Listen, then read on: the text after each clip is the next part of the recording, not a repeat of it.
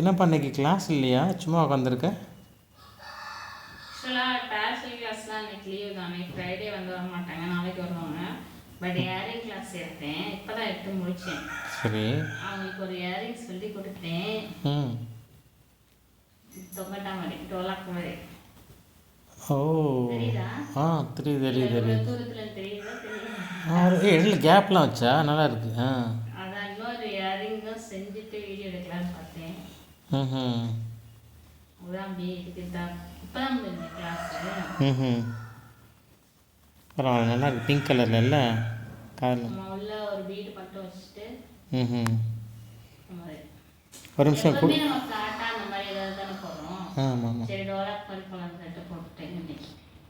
பக்கத்தில் வச்சு காமி, அப்போ கரெக்டாக எப்படின்னு பார்ப்போம்.